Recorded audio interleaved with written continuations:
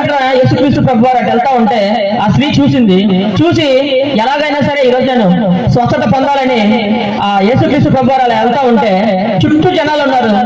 ఎలాగైనా సరే నేను వెళ్ళి ఆయన వస్త్రపు చెంగు నేను తాకాలని తన మనసులో అనుకుంది.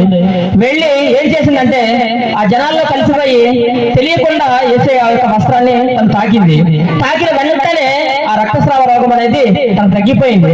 తను ఆశ్చర్యపడింది, అయ్యో నా రక్తస్రావ రోగం తగ్గిపోయింది అని చెప్పేసి. ఈ విషయం యేసుక్రీస్తు గ్రహించి ఆయన అంటారు, అమ్మ ఎవరు నన్ను తాకారు, నాలోంచి ఒక శక్తి వెళ్ళిపోయింది, ఒక ప్రభావం నాలోంచి వెళ్ళి స్వస్థత పట్ల నేను చూశానని చెప్తే తను ఒప్పుకుంటదు. నేనే ప్రభా ఆ స్త్రీని, నేను ఎన్నో చోట్ల తిరిగాను, నాకు స్వస్థత రాలేదు, ఎన్నో ప్రాంతాలకు తిరిగాను, నాకు విడుదల కాలేదు, నీ వస్త్రం ముట్టే చాలు నేను బాగుపడతాను అనుకొని నీ వస్త్రాన్ని నేను ముట్టాను, నేను స్వస్థపడ్డాను, నేను బాగుపడ్డానని చెప్పేసి తను చెప్తుంది. అవును నా ప్రియ సహోదరుడా, నా ప్రియ సహోదరి, నువ్వే స్థితిలో ఉన్నావో నాకు తెలియదు, కానీ నువ్వే